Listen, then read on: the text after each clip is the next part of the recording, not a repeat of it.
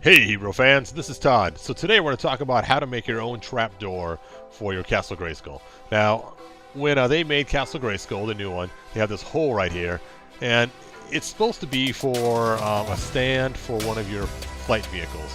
And of course, the Wind Raider was the one you put in there, but it just fills the castle too much. So a lot of people came up with different kinds of ways to cover it. I made this right here, this little trap door. It's supposed to look kind of like a medieval trap floor door. And I made a ring in it so the ring fits perfectly in the hole. So when you get this on Shapeways, here's what it looks like. I got mine white, strong plastic, and it just fits right in the hole right there, so it doesn't slide around. Pretty handy. So that is the trap door and how it looks when you get the Shapeways. So this video is how to take it from this white door that's been polished to a nice painted, completed door. Alright, so let's go ahead and get started. The very first thing you have to do for this door is to coat the whole thing in black paint.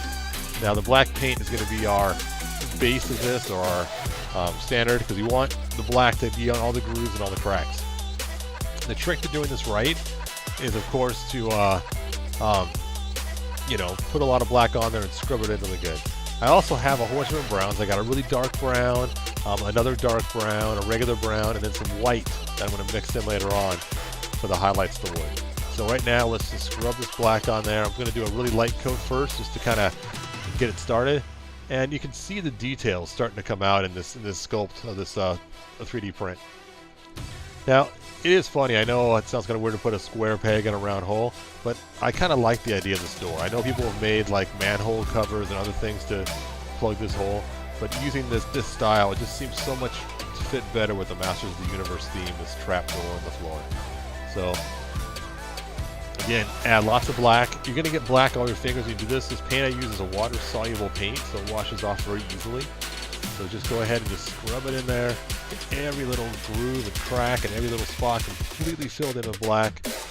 And just keep scrubbing away. Make sure you get the edges and the hinges and everything else. And it may take a while to get the whole entire piece covered completely. You don't want to put it on thick. We're talking lots and lots and lots and lots and lots of thin coats.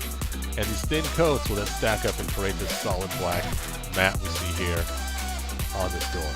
So again, you don't want to fill up any of the crevices or any of the grooves. You want it all that's still exposed. You just want to scrub that paint in there as good as you can. Alright, just make sure you get every little bit of coverage. You're going to find sometimes you'll have little white spots that are left over and little white areas that are hard to cover. So make sure you get those, especially right around the hinge area. You really got to scrub in there really well to get that.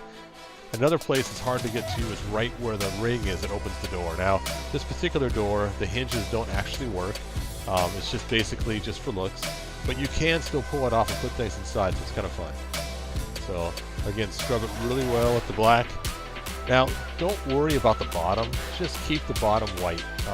No one's going to see the bottom. If you really want to paint the bottom, you can. Sometimes it can hinder the interference of how it fits in that little hole in the castle. But again, it's made to be a really tight fit. And if you take and you paint the bottom, you may end up having it be lifted up a little bit. This door was created in such a way that it looks like the door is sitting flat and maybe into the structure a little bit. So it's kind of a cool design. It took me forever to create it in 3D to get it just right. You can see some of the details coming out as I paint it black. That's kind of the plan, is to get this completely black. Yep, right in that ring. You may have to keep dabbing extra black in there because little angles to get inside there.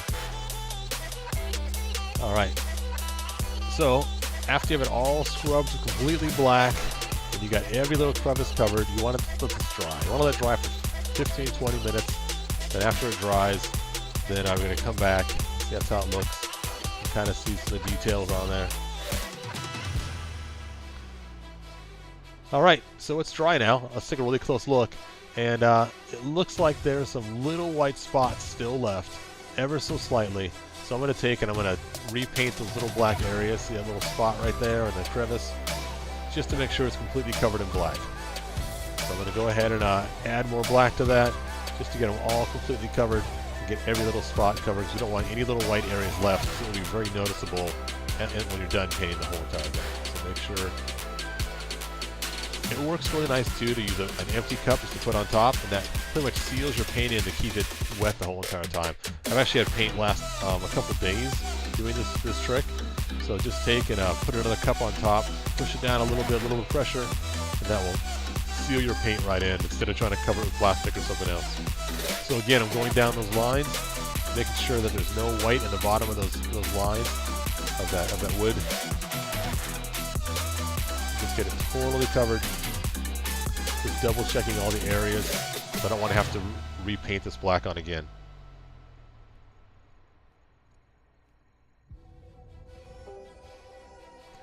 Alright, I think I got all the areas. One last look. I'm going to go around that ring just one more time just to make sure I got all the areas in there. And it's looking pretty good. So, now that we got this all painted, we're going to let it sit again for another 15-20 minutes. If you want to use a heat gun to speed that process up, you can. There are some times I do grab the heat gun and use that. Alright, so now let's go ahead and add all of our colors. It's been 15 minutes. You can see how it looks now. All the black's covered. I'm going to use this dark brown to start with. I apologize for the blurriness of the camera. I did not realize it was out of focus when I took this footage. That really stinks. So I wasn't going to repaint the door again. When I looked at it, I saw it was blurry. It's like, oh, man. So first I'm applying this dark brown to it. And as you apply this dark brown, it actually will fade in with the black quite a bit and look even darker. Now the trick is to apply it and set so many coats that it actually coats the top. You don't want to refill any of the crevices or any of the grooves. And you can see the door is starting to turn kind of a dark brown. I'm trying to avoid painting the parts that I want to keep black. The hinges and the metal pieces on the side and the ring that lifts the door. I'm trying to keep those to not be brown, to keep those black. Now I'm going to take this brush and just brush it on, and this is basically to scrape off any extras that are on top and kind of smooth it out a little bit. This is just a dry brush to try to hit all those spots. Now I'm going to the next color, brown. It's a little bit lighter brown. It's still dark though. And again, I want to get most of the paint off the brush and do like a dry brush type method. So I'm going to wipe it all over the cup, get that brush really dry, and then just I'm going to go ahead and apply this all over to try to get the details to come out on that door. And again, the trick is to get all the edges as you do this so it looks really good.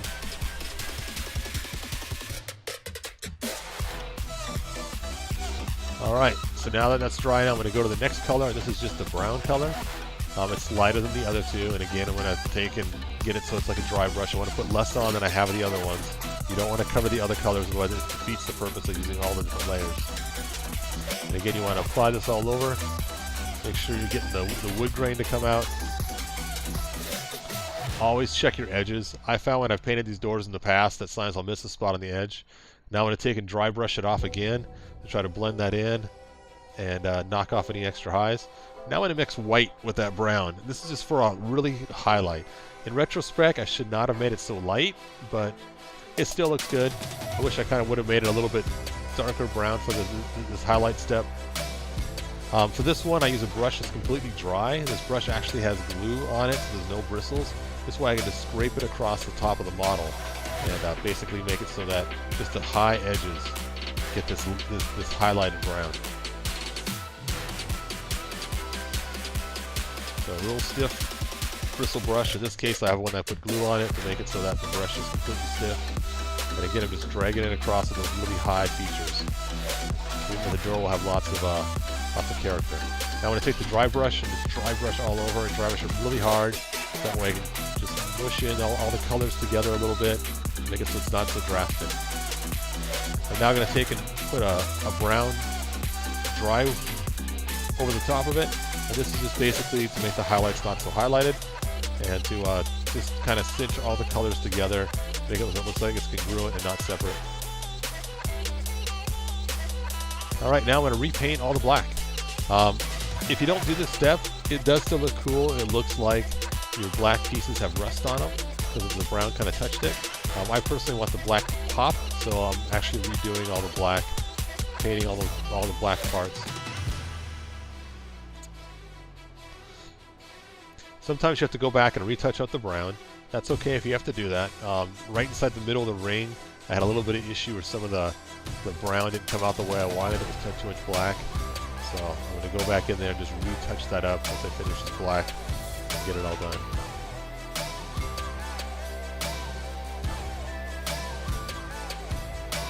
Alright, now I'm going to take it and I'm going to clear coat the whole entire thing with lots and lots of clear coat. And let's see how this looks now that it's done. It's been drying now for half an hour. And there's my completed door, the trap door. Now again, some people like to paint the bottom too, and it's up to you if you want to or not. It fits right in there, just seems to match the castle just right with the brown. And there it is. Alright. Like, share, and comment. If you have any questions, let me know. And again, you can buy this door on Shapeways. I'll post the link below. And when you get it, it comes white. Make sure you get the polish so it looks the best. And then just add your layers on, and it should be all right. Thanks again. See you guys next video.